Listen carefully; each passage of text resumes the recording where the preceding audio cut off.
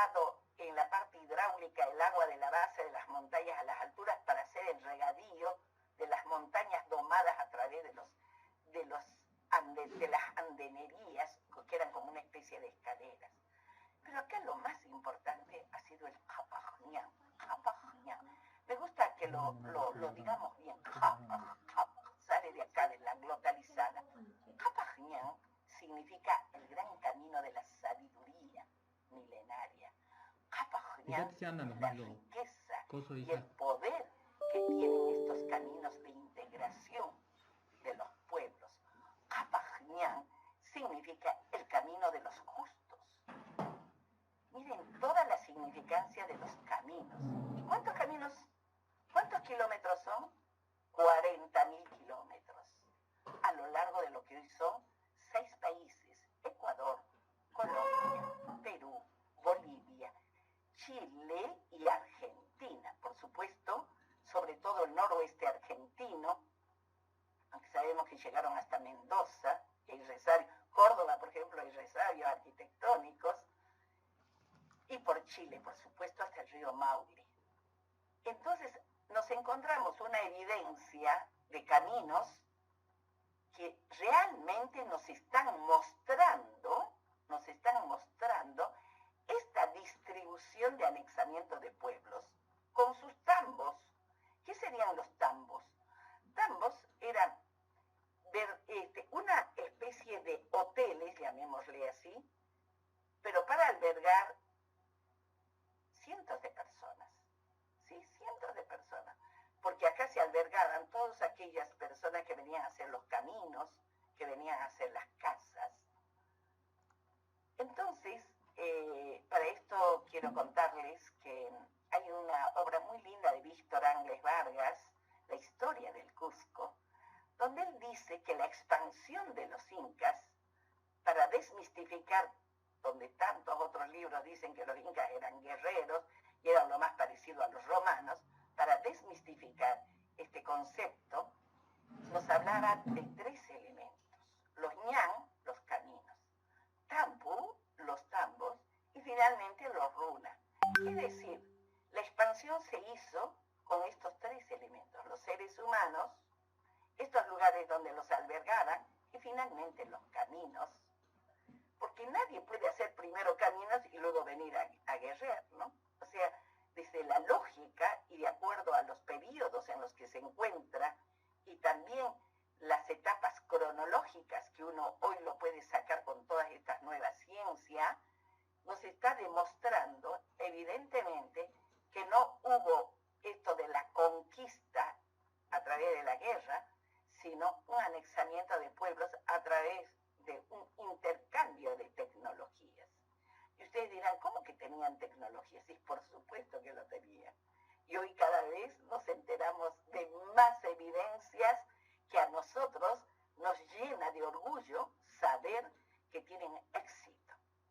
La alimentación, por ejemplo, de estos habitantes a lo largo de América en los 6 países, todavía se mantiene en muchos de ellos gracias a cómo dejaron estas andenerías en perfecto estado de conservación para poder seguir produciendo los alimentos. Pero acá viene la historia, que es muy interesante. Los seres humanos nos alimentamos, y como nos alimentamos, debemos asegurar no solo las necesidades primarias, sino también, en el caso de los incas, las secundarias y las terciarias. ¿Y cuáles son las necesidades secundarias y terciarias? Que pues poca gente se pregunta. Porque las necesidades básicas estaban cubiertas. Un sistema, por eso tan interesante, donde nuestras necesidades primarias estaban cubiertas. Todos tenían alimento, todos tenían la posibilidad de tener un hogar, una casa, todos tenían la posibilidad de vestirse. Esto, por ejemplo, que para hoy es un gran problema realmente. ¿Cuántos jóvenes que están esperando, a lo mejor les sale un programa de vivienda? Sin embargo, en aquella época eso estaba totalmente resuelto. Entonces, ¿qué hacían? Discúlpenme que yo les voy a transmitir desde dónde les hablo todo lo que les voy a hablar. Chaymantaj no kahrimasa hallintaj. Ichukan bimanchisman yapankunaj no kaiwan. Sumakta kanman. Si yo pudiera estarles hablando solo en el idioma quechua, lo que les voy a transmitir lo diría en menos tiempo y en una forma directa y precisa. Para lo cual, quiero comentarles que yo hablo el idioma mejor que el español, el idioma quechua. Después me he puesto a estudiar lingüística también, porque me parecía que era muy importante que no solo sea oral, sino también cómo llegamos a lo escrito y cómo se ha normatizado el idioma, para lo cual he participado en muchos congresos internacionales del quechua e inclusive fui la presidenta del tercer Congreso Mundial de Lengua Quechua que lo realizamos en Salta, Argentina, en el año 2004. ¿Y por qué es tan importante el idioma? Porque este idioma, el idioma quechua o runasimi, es un idioma que para algunos dicen es de la espiritualidad universal. Imagínense, es un idioma de la espiritualidad universal. Y para eso tengo un montón de pruebas para contarles, porque me ha tocado viajar mucho por distintos continentes y en cada uno he encontrado palabras quechuas de uso cotidiano. Pero más allá de eso, decirles que me tocó conocer la obra de un catedrático de la Universidad Nacional de San Antonio Abad del Cusco, David Samanés, que escribe algo que me pareció sumamente interesante. Este idioma está dividido en 3 niveles: el acrolecto, mesolecto y basilecto. El acrolecto es el idioma que ha quedado exclusivamente en relación a lo espiritual. No hablo de dogmas, hablo de espiritualidad andina. El mesolecto es un idioma, palabras, en el idioma quechua, palabras que tienen que ver con cada una de las disciplinas. Por eso vamos a encontrar, por ejemplo, palabras exclusivamente de la ingeniería, palabras exclusivamente de la medicina, palabras exclusivamente de lo jurídico. O sea que cada disciplina tiene su terminología. Por eso el mesolecto nos está demostrando cómo realmente ya en la época de los incas había una epistemología. Esto es impresionante realmente. Luego, el basilecto, bueno, es un lenguaje más popular, donde todo el mundo habla, más cotidiano. ¿Esto qué me llevó a mí? A una investigación más profunda de lo que estamos viendo y de la herencia ancestral. En esta herencia ancestral, lógicamente, los caminos a mí me han permitido comprender esto del anexamiento de pueblos y no de conquista. Pero acá viene la parte más interesante. Ellos conocían evidentemente conocimientos que jamás nos podríamos haber imaginado y que ahora con toda la ciencia nuestra todavía no podemos resolver muchos enigmas que nos han dejado ellos. Sin embargo, de acuerdo a la literatura inca, sabía que para esta época se hablaba del tiempo del Checari, el tiempo de la verdad, que nos vamos a enterar todo. Todo lo que estuvo en forma latente se pone de manifiesto. Por consiguiente, esto nos va a sorprender y nos va a hacer sentir muy felices, porque vamos a tener respuestas para muchos interrogantes que evidentemente se hicieron desde hace épocas, bueno, de la conquista hasta nuestra actualidad. Y dentro de estas evidencias objetivas, algo que ocurre que se lo tengo que comentar, porque para mí fue algo demasiado hermoso, después de trabajar casi 25 años en jornadas precolombinas que realizaban en Salta en octubre, porque nosotros siempre decíamos 11 de octubre, último día de libertad indoamericana, porque el 12 ya es otra historia. Inclusive esta idea se planteó y después salió en el Congreso de la Nación Argentina, efectivamente el 11 de octubre como el último día de libertad indoamericana. Pero más allá de eso, ¿qué pasó el 12? Entonces,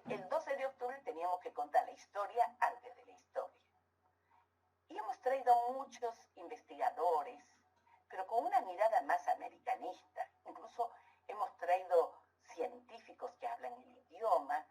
Realmente es como una carrera, no sé de cuántos años, 25 años de jornadas precolombinas en Salta, donde han participado la mayoría de las personas que habitan esta ciudad y que nos reconocen cuando caminamos por las calles y nos dicen, me acuerdo de las jornadas precolombinas, y después llegamos a hacer puntaje para docentes.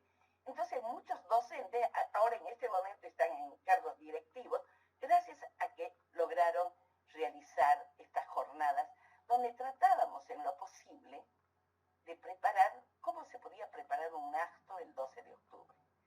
Y nunca me voy a olvidar que se juntaban y me decían, por favor, necesitamos algo. Y yo les dije esto, que se lo voy a transmitir. Hay un poema que me pareció muy importante para entender y de paso nos sirve también para aperturar la mente.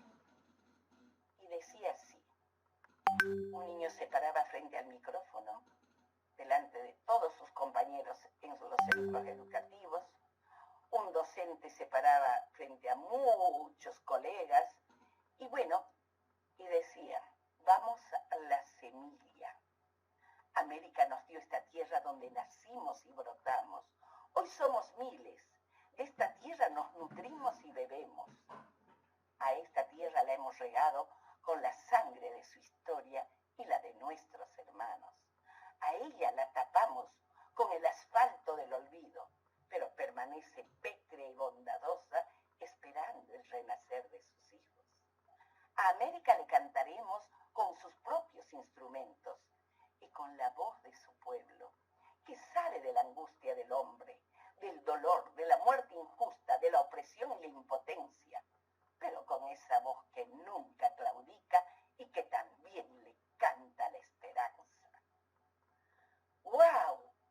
Eso hacíamos en el año 1998, 1999, y realmente era increíble cómo algunos docentes venían y decían que los estaban expulsando por hacer el acto con esta mirada del 12 de octubre.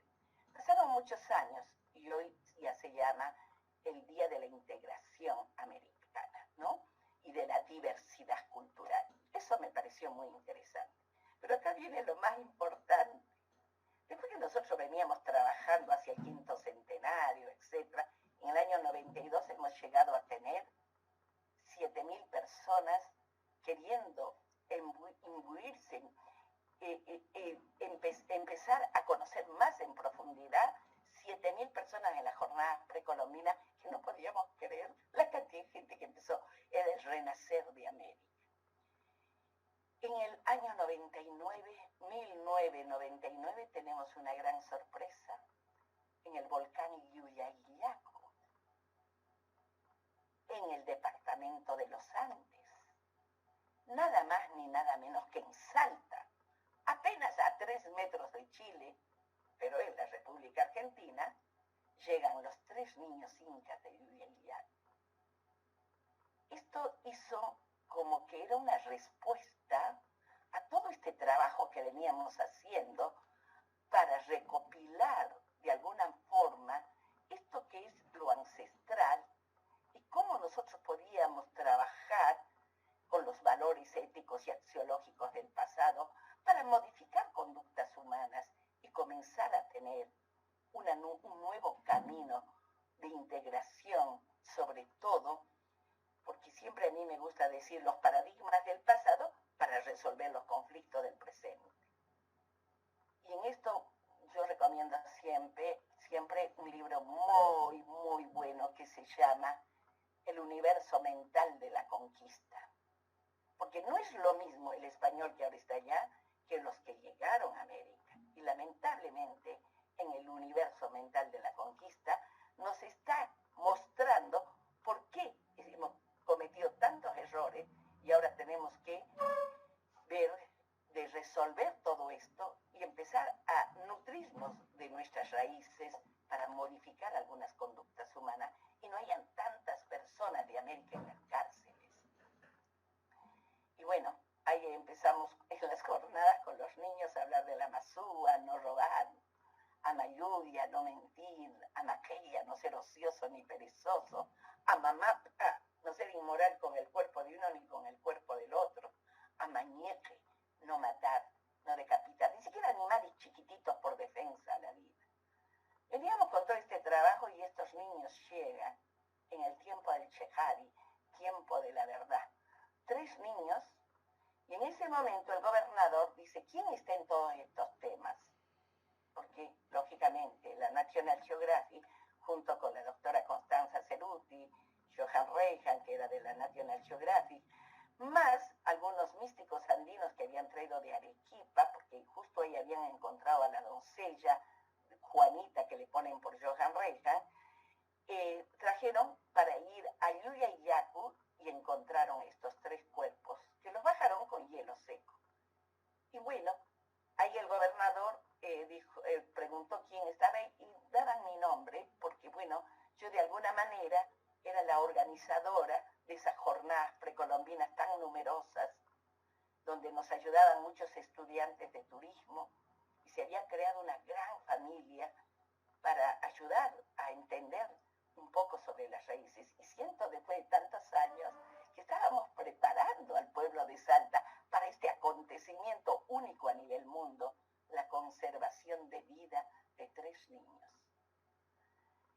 Y bueno, esa vez me llamaron, para mí fue muy emocionante porque estaban acá en la Universidad Católica, se había programado un lugar, hasta tanto se realice el museo, se construya, y estaba de un lado todas las personalidades de la National Geographic, y del otro lado estaba el gobernador, los ministros, toda la parte ejecutiva, y yo estaba en medio. Me sentía la representante del pueblo. Y una mujer andina, simplemente, más allá de títulos y todo. Y empecé a hablar en quechua, y empecé a contarles cómo se llama cada uno de los objetos que estaban allí junto a los niños. Fue un momento tan importante, 1999. Justo faltaba nada ya para llegar al 2000. Y fue realmente un momento tan especial que sentí que, bueno, había que continuar en esta investigación, una tarea de la cual Salta daría a conocer para todos los que realmente quieran conocer esta historia y resignificar palabras y resignificar conceptos que estaban en muchísimos libros como el Capacocha. Ellos le llaman Capacocha y es Capacocha, que no tiene nada que ver con el Capacocha que dicen. En los libros Capacocha dicen una ceremonia ancestral donde sacrificaban sus hijos, porque no llovía, porque había sequía. Bueno, ese Capacocha absolutamente, después de 20 años de trabajo, decirle que es totalmente falso. ¿Por qué? Porque no es Capacocha. Si supieran quechua no podrían decir eso. Se dice Capacocha. Y cuando uno dice Capacocha, es la fuerza, la riqueza, el poder del agua para la conservación de vida. ¿De qué ritual estamos hablando?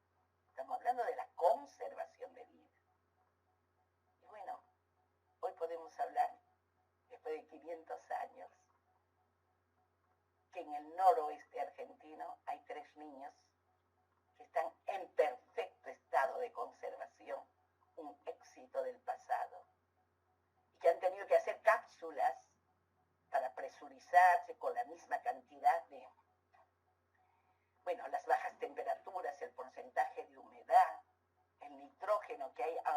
Sabían los incas que con el nitrógeno dejaban, porque el nitrógeno a esa altura, 6.739 metros, caen los rayos atmosféricos y dejan esa sustancia. Y sabían que en esas cápsulas estarían los 3 niños resguardados, porque no es un enterratorio, otro concepto totalmente erróneo. No son sacrificios humanos, no son ofrendas humanas y tampoco son enterratorios.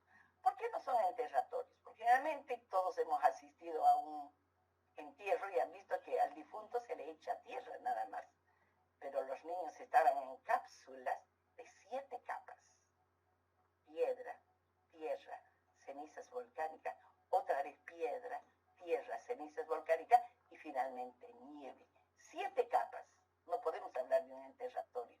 Estamos hablando de un espacio, de un conocimiento científico tan importante de conservación de vida. ¿Y por qué digo con éxito? Porque estos niños, porque después, bueno, la vida hizo que el mismo gobernador nos ofreciera a mí y a Rubén hacernos cargo del museo.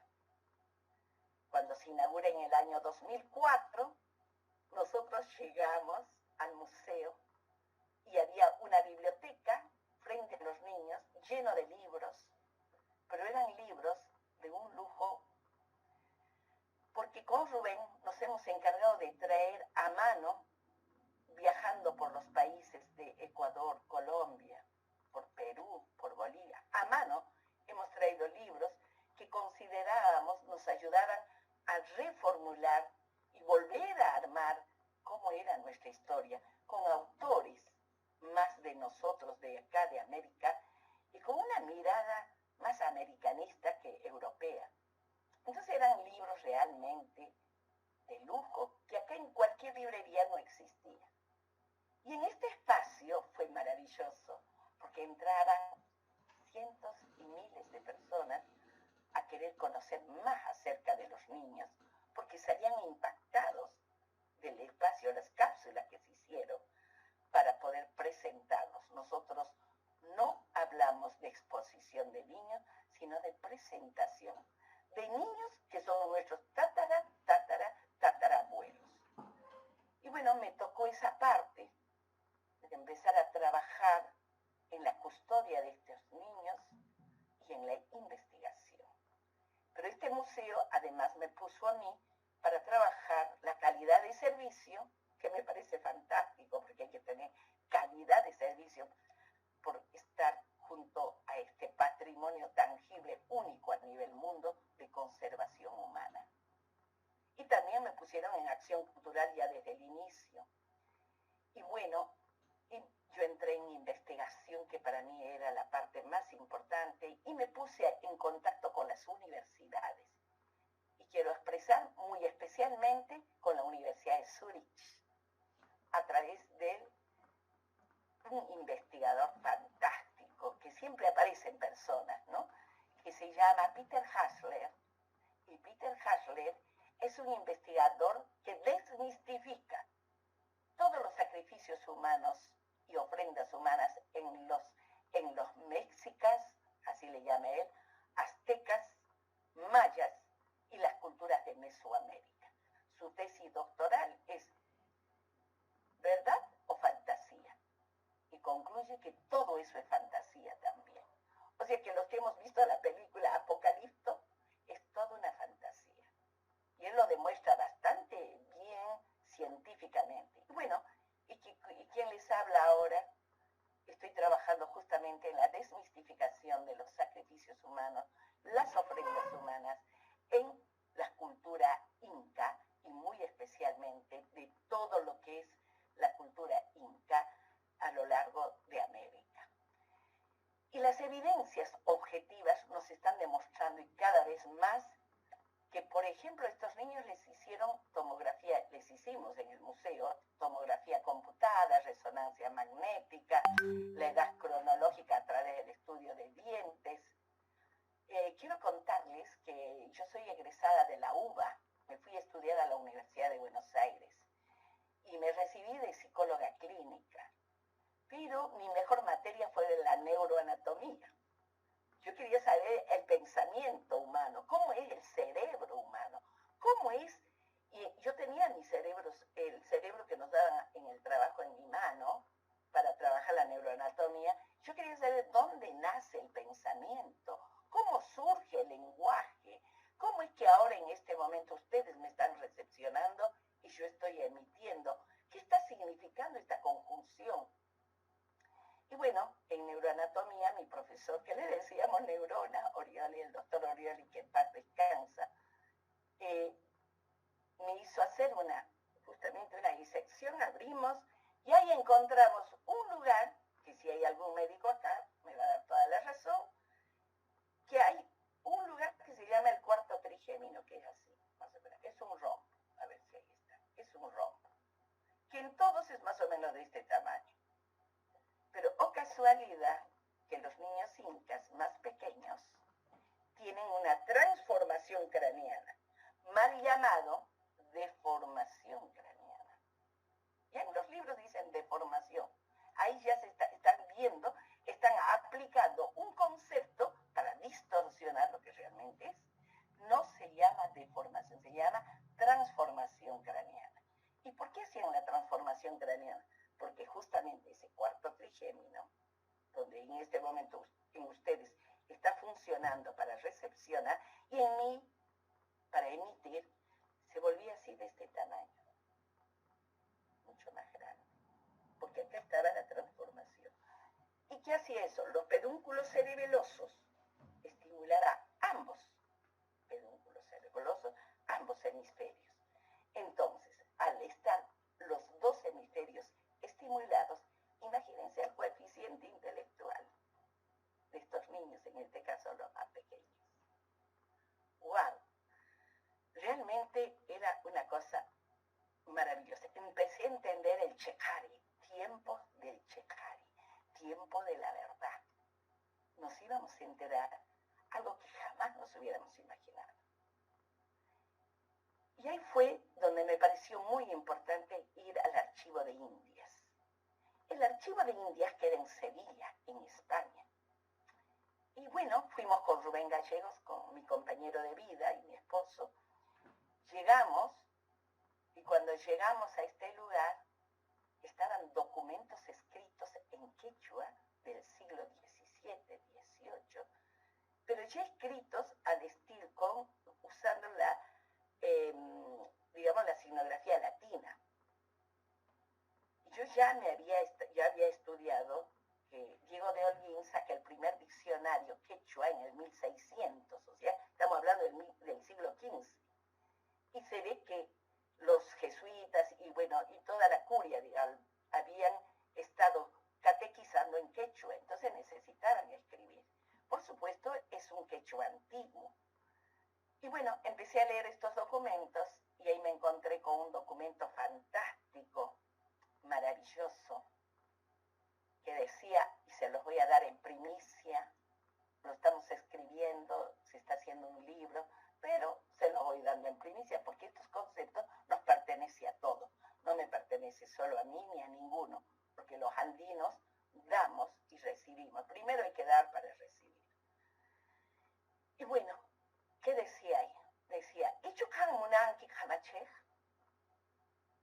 Huaranca huaranca skakuna kawaspa, mai pimpurin, mai pinchinga, che kamachej kanki. Si tú quieres ser un gobernador, debes levantar la cabeza y mirar la mayor cantidad de estrellas que puede entrar en tu cerebro. Ubicarlas una a una. Saber por dónde andan y por dónde se pierden. Solo así podrás gobernar un pueblo. Miren qué interesante, ¿no? Bueno, por supuesto he traído me han cobrado 7 euros, les aviso, por cada hoja. Yo les digo, ¿y por qué me cobran? Si esto es nuestro, ustedes ni lo leen. Es que lo estamos cuidando, me han dicho. Bueno, está bien, ya no quedó otra. Hemos pagado 7 euros por cada hoja, pero hemos traído la evidencia objetiva de por qué se hacía la transformación craneana. Bueno, y luego me puse a investigar a quiénes hacían la transformación craneana.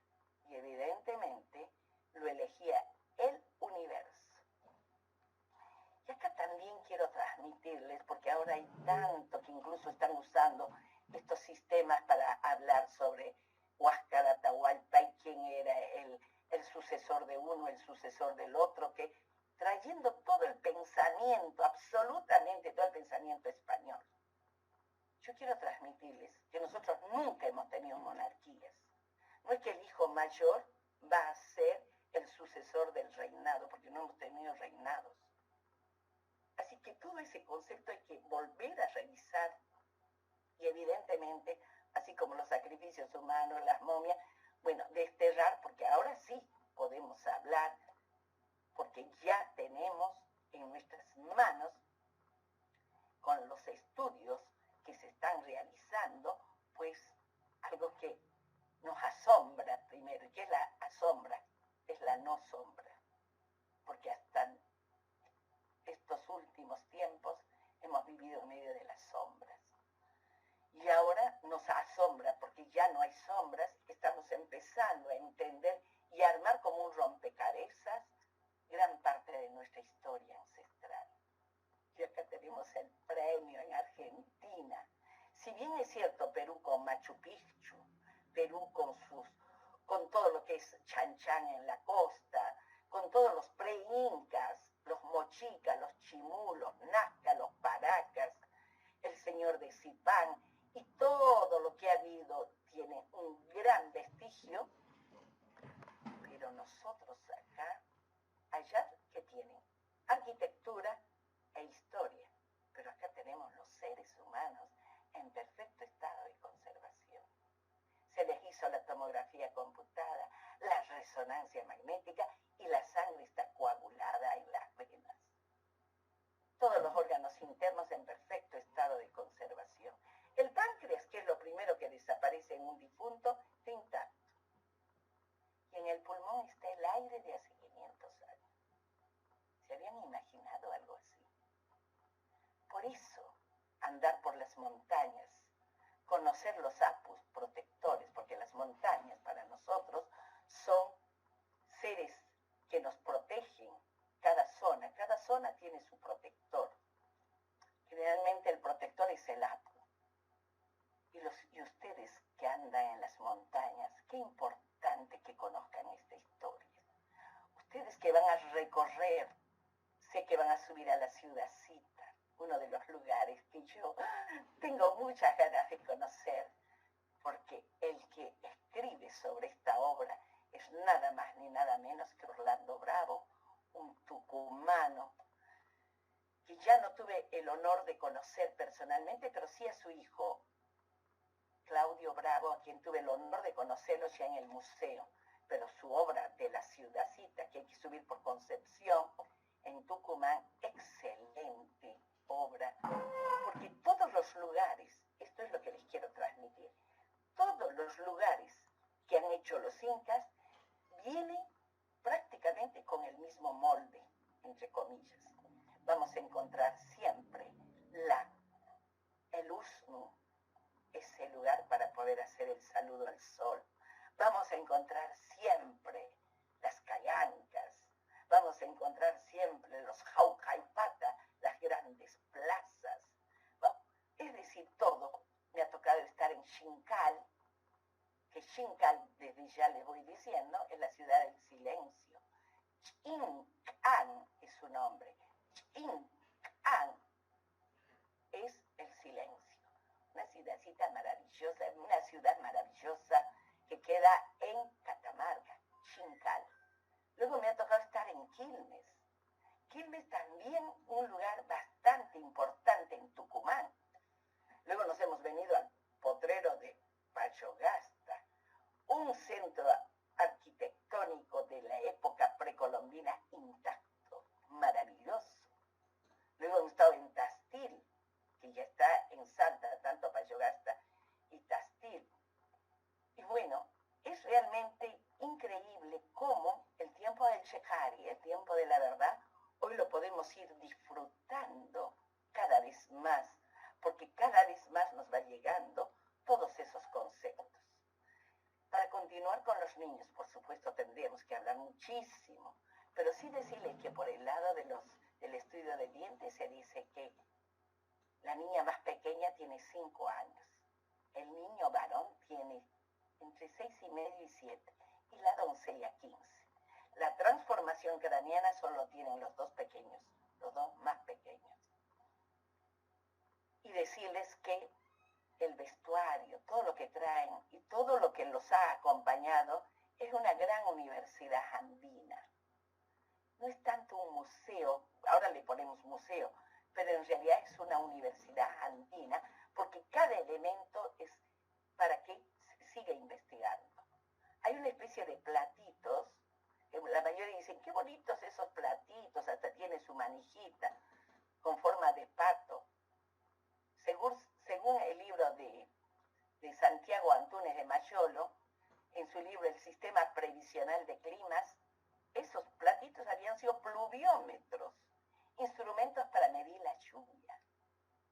Por consiguiente, estamos frente a una universidad del cual nos van a dar todos, absolutamente, todos los elementos para seguir investigando y reconstruyendo un mundo que parecía perdido.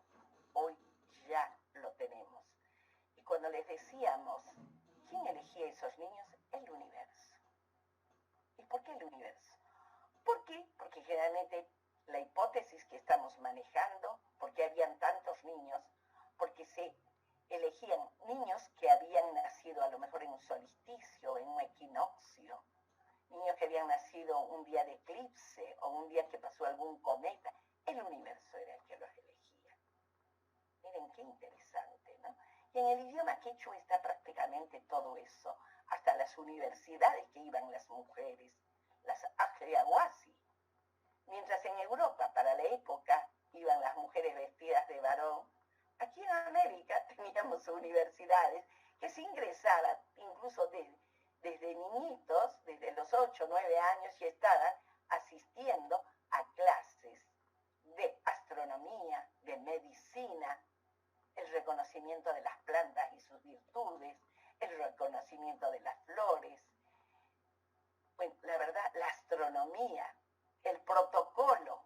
Y en esto hay muchísimas pruebas, porque la parte catastral arqueológica está evidenciando que ahí se recibían las clases. Y en el idioma quechua todavía aparece quiénes eran los profesores. ¿Profesores de qué? Y ahí me imagino que Raúl ha quedado impactado cuando he hablado de mi trabajo de investigación de matemática inca. Y creo que realmente muchos quedan impactados con ese trabajo, que me han llevado hasta el Otto Kraus, que es en Buenos Aires, donde están formando futuros ingenieros, y ahí hemos hablado de la matemática inca. Y realmente es una matemática nada que ver con la que nosotros hemos aprendido.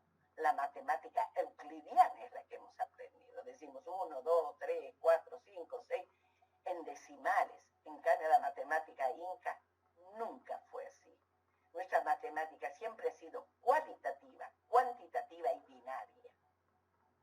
Por eso, cuando estuvimos en este lugar tan bonito, en San Carlos, en este encuentro, para mí fue tan asombroso cómo personas que son analfabetas seguían tejiendo con el mismo sistema matemático inca para formar los rombos, todo en los textiles. Y usaban, increíble, el número 16, que sabemos que el número 16 es una de las bases de lo digital, y también todo lo que significa el 000, en este caso era 00001.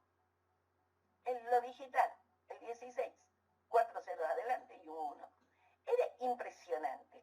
Bueno, hablar de esto sería un poco largo, pero sí les quiero decir que es una maravilla, porque ahora las computadoras nos ayudan muchísimo, porque están justamente los que nos están ayudando para el redescubrimiento de cómo nosotros pensábamos, cómo nosotros que somos de esta cultura, los niveles que habíamos llegado.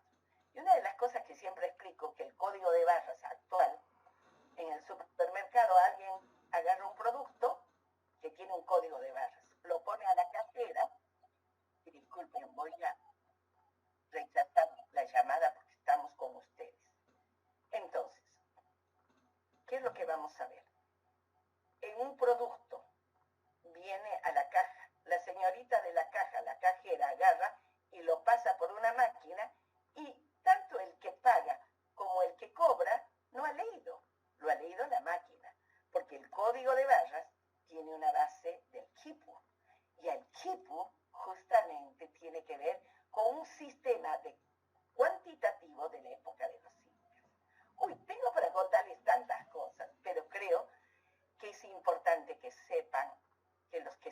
la montaña sientan esta sensibilización de saber que están acariciando nuestra Pachamama y que en este tiempo del Chejari, tiempo de la verdad, nos estamos enterando todo y nos vamos a seguir enterando todo. ¿Para qué?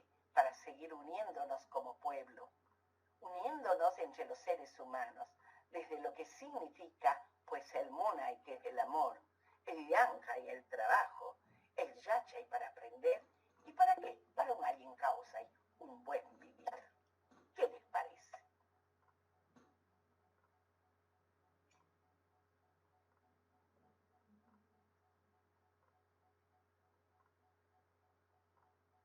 Ay, qué hermoso todo lo que están escribiendo.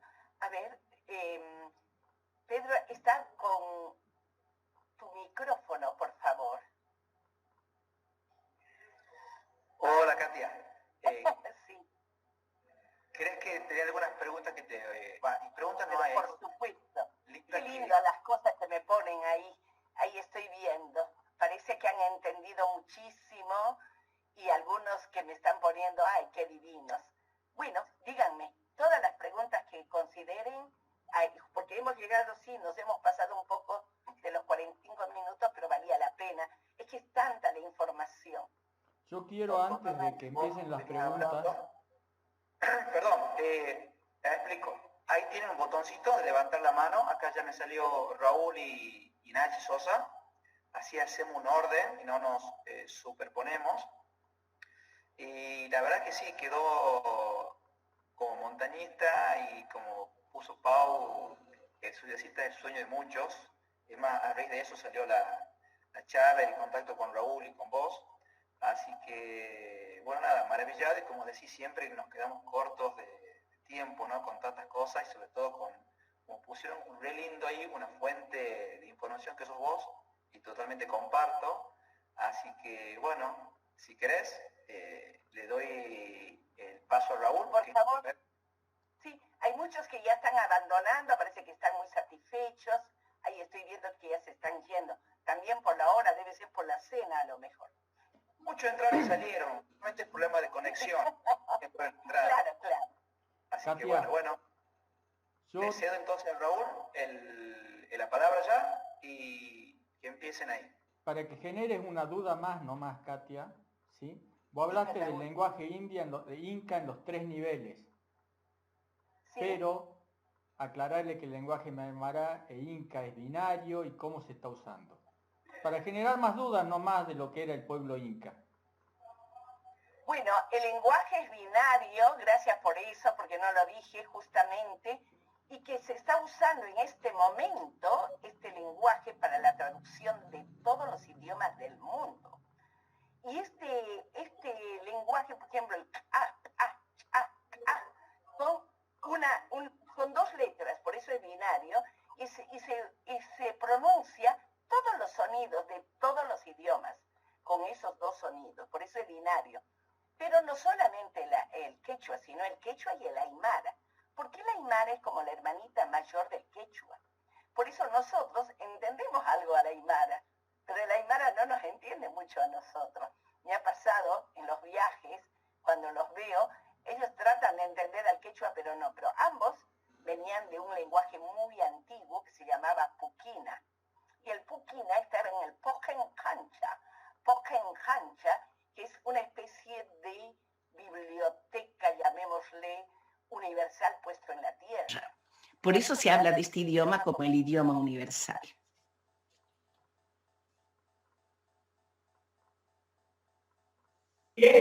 Perfecto, bueno, ahora es el turno de Nachi Sosa, ahí iría ella.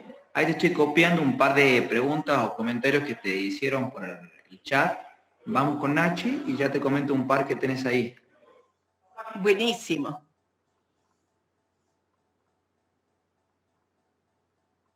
Nachi, todo tuyo, acá estás para abrir la fila. Ay, qué bonito, Ramiro. Ahí está Nancy.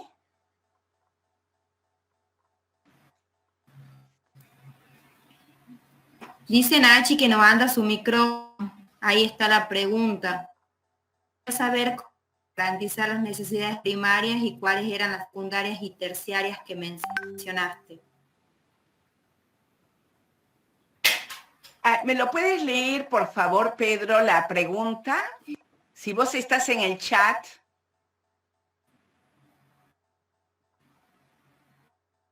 Hola, le voy a leer la pregunta de Nachi Sosa. Dice, me encantaría saber cómo hacían para garantizar las necesidades primarias y cuáles eran las secundarias y terciarias que mencionaste. Correcto, correcto. Se le rompió el micrófono por eso. Ay, qué lástima. Uy, es larguísimo para explicarles. Muy largo. Las primarias, por una organización social, política, económica y espiritual. Ellos, a diferencia de nosotros, ellos tenían las universidades. Ahora, por ejemplo, tenemos las universidades por un lado y las iglesias por otro lado. Nosotros teníamos la espiritualidad y la ciencia juntos, ¿sí? Entonces, el bienestar del ser humano, por ejemplo, un solo ejemplo voy a dar. Un hombre que nacía como varón, le entregaban tanta cantidad de tierra y si era mujer, le entregaban también tierra. Y están las medidas que ya estaba estipulada, de tal forma. Uy, es tan lindo esta parte. ¿Cómo podría ser para contarles, por ejemplo, cómo nace el amor en los Andes, que todavía hasta el día de hoy está? ¿Cómo se encuentran? Pero esto lo podríamos hacer para una segunda posibilidad de hablar exclusivamente de cómo se solucionó el tema de las necesidades primarias. Tenga la seguridad de que la organización estaba tan bien hecha que nadie padecía hambre, todos tenían una vivienda y todos tenían vestido. Las necesidades secundarias ya tenían que ver más con el aprendizaje. Y el aprendizaje venía después de los 50 años, que recién el aprendizaje de especialidades, porque hasta los 50 años la persona está en desarrollo físico. Y después de los 50 años recién se es adulto. Y al ser adulto recién se puede usar el color negro. Antes no se puede usar el color negro en la vestimenta. Hasta los 50 años tenían que cuidar su cuerpo comiendo no cosas grasosas, no mucho azúcar, no dulce, no mucha sal, no se podía tomar bebidas alcohólicas. Y después de los 50 años podían tomar y comer todo lo que querían. Ahora, ¿cómo es? Exactamente al revés. Hasta los 50 se come de todo y después ya empiezan a no poder comer muchas cosas y el nivel de vida, digamos, el desarrollo de la evolución humana para la actualidad, pues es un promedio muy corto, ¿no?, de vida. En cambio, ellos, después de los 50 años, eran adultos y podían ser seres sociales. Por eso tanto desarrollo que existió. Y en esto he hecho un estudio muy importante a través de apoyaturas en el cabello, porque en el cabello está el código alimentario, que muy poca gente sabe que su cabello es el registro de todo lo que se alimentó durante toda su vida, con análisis muy profundos. Bueno, las necesidades secundarias tenían que ver ya con la educación más especializada y las necesidades terciarias, que esa es la parte que me encanta, es cómo yo devuelvo a la comunidad todo eso que aprendí. Excelente, Katia. Te leo acá una que estaba un poquito más arriba en el chat, que, bueno, te piden que recomendes algún libro o autor para que sepan un poco más sobre todo esto, ¿no? Bueno, hay muchos libros, pero, por ejemplo, unos libros que a mí personalmente me ayudó mucho a entender, es que son muchos libros, pero por lo menos empecemos por la génesis de la cultura andina. La génesis de la cultura andina es del arquitecto Carlos Milla Villena. Ese es un libro que les va a abrir un poco más la mente. Y lo bueno de él, que ahora nosotros podemos entender más ese libro. Él ha fallecido ya hace unos 4 años. Yo he tenido la oportunidad de traerlo a Salta en 3 ocasiones.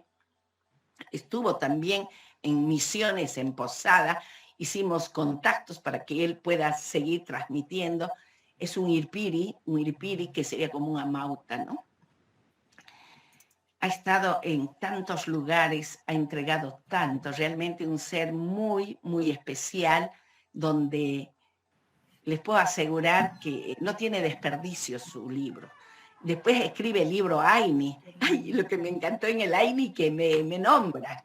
Que la verdad que para mí fue muy emocionante saber que me nombra en su libro. Así que muy, muy lindo también Aini. Aini es su segundo libro. Tenemos tantos libros, por Dios. Va a depender también en qué áreas quieran profundizar. Si quieren profundizar en la medicina, si quieren profundizar en el lenguaje, en el idioma.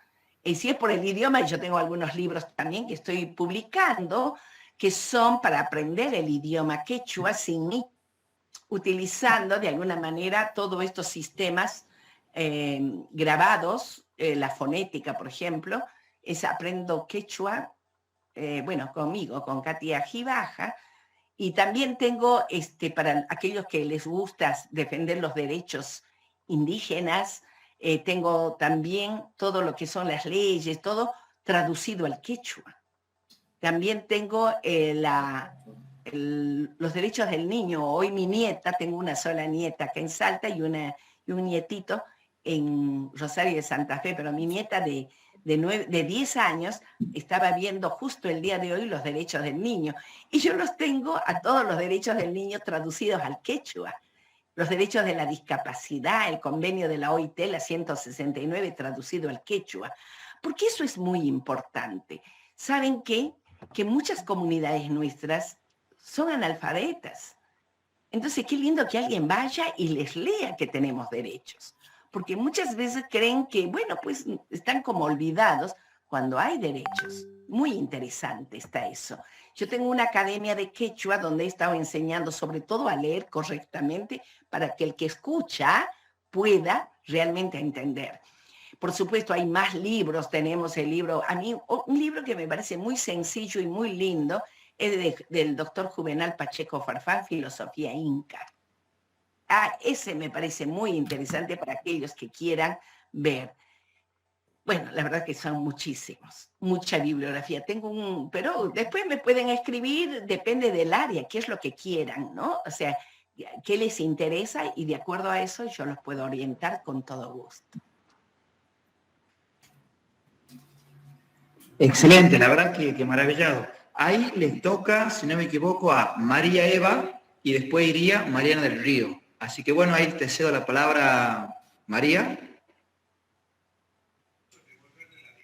Hola, yo escuché tarde, pero en base a lo que escuché también es muy lindo que ella pueda explicar, lástima que ya estamos sobre la hora, que explicar el sistema de distribución y retribución en el Ayllu. Porque como dice ella, nadie se queda sin educación, sin alimentación, en épocas de escasez. Es algo extraordinario que tuve la suerte de enseñar durante 30 años. Gracias. Ay, me encanta, María. Contarles que justamente ese sistema es un sistema que nos va a ayudar a todos a entender. ¿Por qué? Porque no existe la propiedad privada ni esto que es mío y lo mío es lo tuyo es lo mío.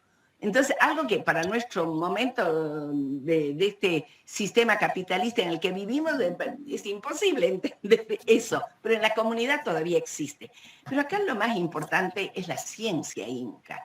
Ellos tenían una observación natural, que es el primer paso del método científico, y se iban a las costas del Océano Pacífico, muy especialmente entre Perú y Ecuador. Y ahí había una valva marina que era prácticamente más preciado que el oro y la plata, y se llamaba Mulu, que en realidad es el Spondylus. De acuerdo a los Spondylus, y miraban y observaban, podían predecir los climas e inclusive sequías con 10 años de antelación. Eso está escrito, y esos 10 años de antelación, por ejemplo, ha permitido que en Cochabamba y toda la zona esta de Bolivia, lograran hacer tantos silos, tantos lugares para la conservación de alimentos. ¿Para qué? Porque antes de los 10 años de escasez de comida y por la sequía, pudieran hacer una distribución en lo que hoy son 6 países. Imagínense lo que es este sistema de prevención de la salud física y por supuesto de la salud mental, porque imagínense alguien que no sabe, su tierra no le da lo que siempre le dio, entonces ¿de qué va a comer? Imagínense la angustia por los hijos y todo lo demás. Todo eso era erradicada la angustia, porque había una redistribución comunitaria, todos como una unidad. Y el que no trabajaba, al que le se otorgaba la tierra, el que no trabajaba no la hacía trabajar durante 7 años, ya sea en la altura o en el llano, le quitaban esa tierra. Es todo un sistema tan bien organizado que nadie tenía más de. Todos eran por igual. Qué hermosa charla. Me gustaría después, a pesar que yo ya estoy jubilada, no ejerzo nada de esto, pero siempre son cosas que me han interesado muchísimo. Un placer escucharte. Igualmente, igualmente. Gracias. Añay. Añay. Bueno, Mariana, la palabra es tuya, Mariana del Río. Adelante. Hola, Katia. Agradecerte profundamente esta exposición, aunque sea breve para el caudal que tenés para entregarnos. Soy licenciada en Artes Plásticas, estoy terminando un posgrado en Cultura del Noroeste Argentino. Muy gracioso porque yo entré creyendo que yo sabía del norte y cada vez sé menos. Entonces me siento que todos los aportes son exquisitos. Y sobre todo me impacta en esta exposición que has dado, me interesan todos los temas, pero sobre todo en Historia del Arte y en el posgrado que estoy terminándolo, ya termino a fin de mes, todavía se sigue hablando de sacrificios humanos y no de conservación de vida. Entonces, en mí por lo menos causan un efecto muy importante de impacto y que me gustaría ahondar un poco más, porque la verdad que me ha quitado el sueño muchos años, todas las teorías estas de realmente de los sacrificios, de no solamente Inca, bueno, todo lo que nombraste, todas las culturas que atraviesan la cordillera.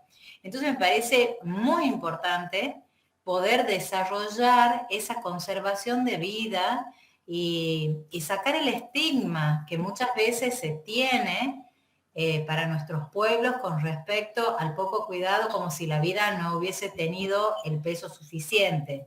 Muchas veces nos hacen estudiar esos sacrificios como algo como cotidiano y común. Y vos acá estás abriendo una vertiente opuesta. Entonces, muchas gracias por tu aporte. Con solo mirar, porque nosotros nos han dado los ojos para observar, ¿no? Y gracias a que miramos, podemos construir un pensamiento. Fíjate que en las comunidades el amor es tan grande hacia el hijo, y en la comunidad, no solo de las comunidades originarias, sino en la ciudad, donde sea, la relación de la díada madre-hijo es indisoluble e inseparable. Pero en nuestras comunidades hasta se lo colocan en la espalda, o sea, llevan al bebé en la espalda, no se despegan de él. Imagínate ese amor, imagínense ese amor. ¿Ustedes creen que alguien va a decir, bueno, yo lo voy a entregar porque no llovió? O sea, esto realmente es, en realidad es el producto de un pensamiento europeo, porque sabemos que en Europa ha habido inclusive las matanzas en Herodes y todo lo demás. Todo ese pensamiento han tratado de traerlo a América, pero totalmente errado, porque nada que ver. nosotros realmente hablamos de la vida, no de la muerte. Causasunchis, alienta, amaguañesunchis. Y una de las cosas también que es muy lindo, o sea, viviremos y no moriremos. ¿Por qué? Porque hay un pensamiento muy lindo cuando se dice Hinantin kanka hanampacha, que kanka kaipacha, mismo orden que hay en el cosmos, mismo orden que debe haber en la Tierra. Entonces, ¿qué es lo que nos está diciendo eso? Que simplemente tenemos que volver al orden que nos habíamos desordenado, pues con todo esto de la conquista y todo lo demás, pero pensemos en nuestras raíces originarias, porque ahí vamos a beber de esa sabiduría milenaria que nos va a seguir fortaleciendo para poder construir una nueva sociedad. Flor de lluvias. Ay, ¿por qué se me ha ido?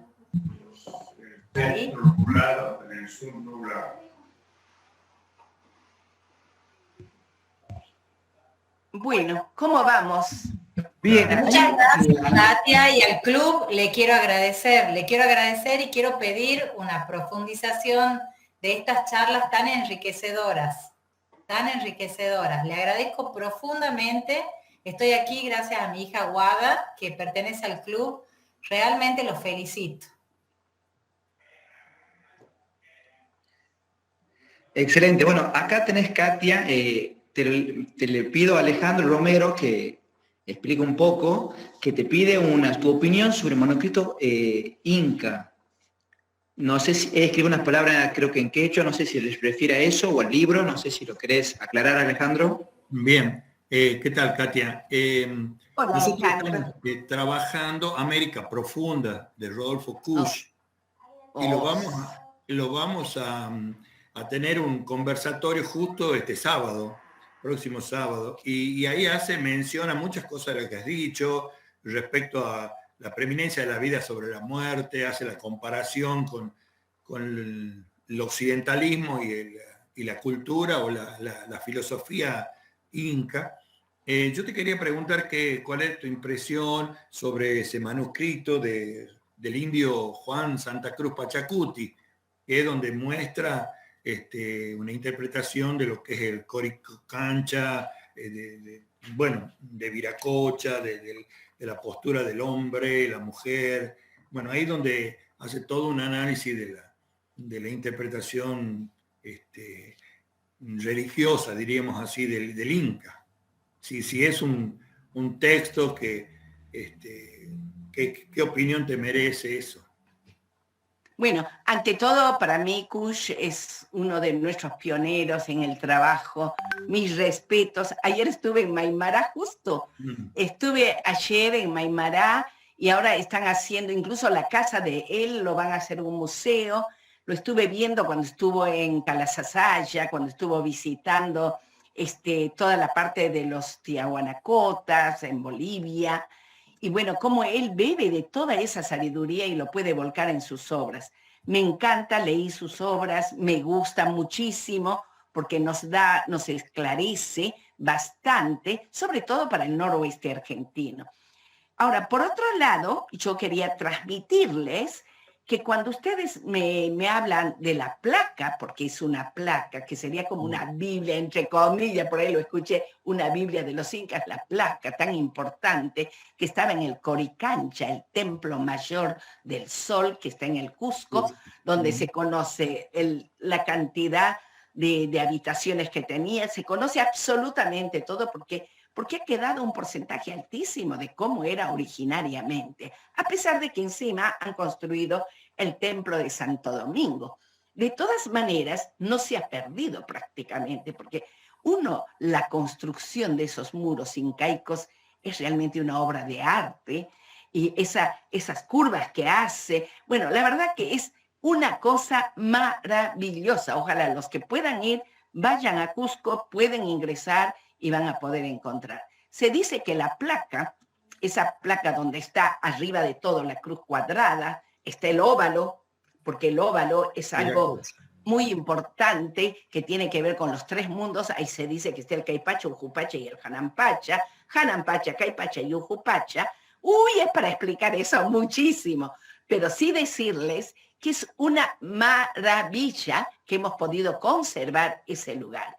Pero además, lo más importante, está el Pilcomayo, y el Pilcomayo es de Salta, donde actualmente hay todavía en Salta 9 etnias que no son de historia. Están los Huichi, Chané, Chorote, Chulupí, Tupí Guaraní, los Quechua. Es decir, que todavía acá en Salta, donde me toca vivir, radicar, están todavía las comunidades intactas y con sus idiomas. Y en sus idiomas también está el quechua. Se ha ido sincretizando en todos los idiomas, vamos a encontrar siempre el quechua. A mí que me toca conocer el idioma, pues ahí sobre la marcha lo encuentro. Por supuesto se mantienen, pero esos son dialectos, no son idiomas, porque en América solo teníamos 3 idiomas, el aymara, el quechua y el guaraní. ¿Y cuál es la diferencia entre dialecto y idioma simple? La esencia gramatical. Por eso a mí me ha tocado estudiar la morfología quechua, donde quedarían encantadísimos cualquiera que estudie todo lo que hace a la literatura, la parte idiomática, las letras, encuentran todo en el quechua y en el aymara. Entonces, ¿qué es lo que nosotros vamos a ver? Realmente el estudio de esta placa famosa que era en oro es un estudio donde también nos demuestra evidencias objetivas de la incorporación de que dentro de los anexamientos de pueblos, que esta es la parte más importante, el anexamiento de pueblos, se mantenía incluso las creencias de cada uno de ellos. Si ellos tenían al Pilcomayo como un ser supremo de ellos, pues lo traían y lo ponían lo incorporaban. Por eso este intercambio de tecnologías también fue un intercambio de respetar cuáles eran sus creencias. Otra de las cosas que yo estoy estudiando que me parece muy importante, ¿por qué se dice siempre que nosotros hemos sido, que el sol era nuestro Dios, que teníamos la luna y teníamos varios dioses? No, jamás el sol fue un dios. Para los egipcios, para otros, sí, puede ser, pero nosotros teníamos un ser supremo que tiene nombre, apellido y todo lo demás. ¿Y cuál es su nombre? Yo con todo gusto voy a poderles decir. El nombre del ser supremo de los incas es Texi, Illa, Huiracocha, Pacha y Achachic. Es tan largo que quedó Huiracocha. Y esto es muy lindo para poder expresar. Bueno, ahora vamos a ir a Córdoba, que me han invitado para dar un seminario así de un día. Vamos con un grupo donde se va a ver diferentes áreas y estamos poniéndole el nombre Yuya en memoria. Va a ser un encuentro para el 28 de octubre. A ver si a lo mejor nos encontramos ahí, ¿no? Donde vamos a poderle dar mayor amplitud, porque realmente tenemos ahora muchísima información para compartir, pero para compartir en lo que significa el crecimiento de todos nosotros. Bueno, muchas gracias. A ti, Alejandro. Añay. Excelente, Katia. Si querés, para no robarte tanto tiempo, podemos ir cerrando. Queríamos, obviamente, que todos creo que hemos quedado fascinados y queremos invitarte, si es posible, o pedirte una segunda edición. Pero también acá Raúl me tiraba la data de tu esposo y ya lo vamos también a convencer a ver si nos puede dar una charla sobre filosofía incaica, así que sería hermoso. Y, por supuesto. Le voy a consultar a él, creo que no va a tener inconveniente. Lo que te quería preguntar era, bueno, que vos hablaste de tus fundaciones, ¿no? La de Quechua y la de Ecos de la Patria, y me habías comentado vos de que, bueno, que ustedes estaban recolectando donaciones, ¿no? De materiales de bibliográficos y demás para los chicos. No sé si quieres comentarle a la gente y invitarla también a ver un programa de televisión. Estamos enseñando por televisión quechua. Esto creo que es medio inédito Y bueno, lógicamente sería muy lindo que la Asociación de la Montaña o alguno de ustedes que si tiene alguna empresa quieras auspiciar, entonces se puede poner una placa, una propaganda. Igual los valores no son muy grandes, pero entre todos uniendo para continuar con este programa. Igual el programa está saliendo todos los sábados por Canal 2 y entra a los valles calchaquíes, el valle de Lerma. Y lo más interesante ahora que nos ven en todo Salta y a la vez por las plataformas digitales también se está viendo en todas partes del mundo. Y estamos recibiendo una cantidad de opiniones porque dicen que nuestro programa tiene contenido, a comparación de otros programas que no tiene contenido. Entonces, eso a nosotros ya nos pone felices de saber que estamos contribuyendo. Y lógicamente una hora de televisión es bastante oneroso hoy en día.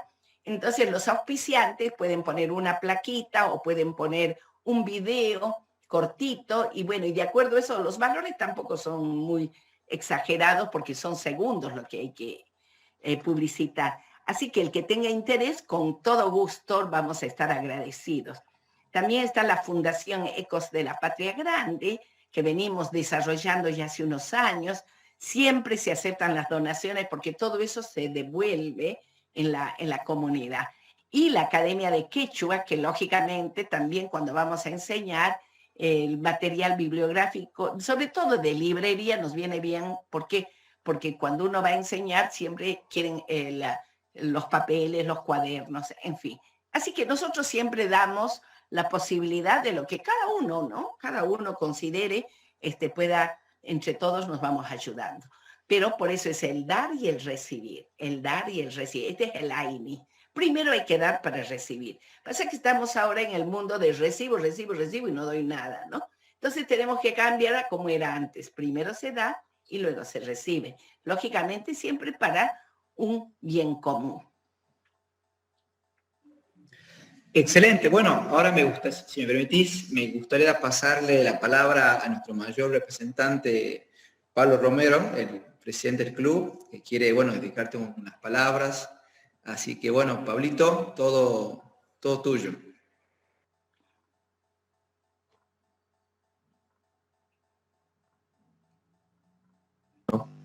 ¿Ahí me escuchan? Hola, sí, Pablo. Hola Katia, hola a todos, a todas. Bueno, principalmente Katia, agradecerte por este espacio tan importante. La verdad que fue un espacio en el que se compartió un conocimiento súper necesario. Fue sublime, muy claro, con una sobriedad y una humildad realmente admirable. Y claramente queda mucho de qué hablar, de qué continuar aprendiendo, ¿no? Agradecerle a cada uno de los participantes por sumarse. Nosotros como club, la Asociación Argentina de Montaña, viene trabajando de manera continua ya hace 9 años, realizando distintas actividades relacionadas al montañismo y la escalada. Por supuesto, nuestras bases fundamentales son principios que están relacionados con el respeto hacia las culturas, hacia la historia, hacia todo lo relacionado con lo que la montaña nos entrega, ¿no? Y en ese sentido es que vamos a caminar las montañas siempre pensando que detrás de esos pasos que damos hay una historia impresionante que nos antecede de mucho tiempo atrás, y el conocer mediante tus palabras, mediante tu sabiduría, este tipo de información, realmente es muy valioso. Es más, bueno, seguramente estuviste hablando del Yuyayaco y mencionaste a las momias, a todos los registros arqueológicos que se encontraron en ese lugar, y hace poco también se realizó un documental con un gran arqueólogo montañista, Cristian Listri, que es salteño, en el que él manifiesta una hipótesis de que el montañismo en realidad no arranca en Europa, sino arranca aquí justamente en América, ¿no? Con todos nuestros pueblos originarios. Entonces también pensar que tenemos una historia rica en ese sentido. Así que bueno, agradecer realmente tus palabras y también pensar en un próximo encuentro, porque evidentemente aquí todos hemos quedado con la necesidad de poder escuchar más, de conocer más y de profundizar más sobre estas teorías que son realmente súper necesarias, ¿no? Y por supuesto, estás invitada a Tucumán cuando quieres llegarte. Tenemos nuestro club en donde puedes llegar a conocer a cada uno de lo que realmente venimos haciendo. Tenemos también personas que nos han acompañado a la historia del club, como Orlando Bravo, Claudio su hijo, que es socio del club, que son personas que han construido parte de lo que es el montañismo y la historia rica de lo que es en Tucumán, ¿no? Y por supuesto agradecer a cada uno de los participantes. En el chat de WhatsApp vi que también había personas de otros países. La verdad que desconozco de qué países serán, pero eran números que no eran de Argentina. Y bueno, agradecerle a cada uno de los que participaron y aportaron a esto. Y nada, creo que están las puertas abiertas para que podamos organizar un nuevo espacio. El club es esto, ¿no? El club, además de brindar la posibilidad de realizar una actividad como el montañismo y la escalada de manera sustentable, armoniosa, respetando la cultura del lugar, la idiosincrasia, reconociendo la historia, también como rol social, porque somos una organización social, tucumano en Colombia, dice por ahí, como somos una organización social, somos un puente entre estas comunidades, nosotros con vos, con Salta, y bueno, ¿no? Tejer estas redes tan necesarias creo que nos permite crecer como comunidad, como sociedad, y reconocer la historia originaria, la cultura del lugar, es realmente muy rico. Así que, sin más preámbulos, sin más palabras, agradecerte, Katia, agradecerle a Raúl también, que ideó, que puso su granito ahí de la idea con Pedro, que es también una persona que realmente aporta muchísimo al club. Y bueno, simplemente eso, creo que quedan las puertas abiertas para poder organizarnos nuevamente y estar en otro espacio de charla, que realmente ha sido muy rico. Y nada, simplemente eso, de todo corazón, muchísimas gracias por todo.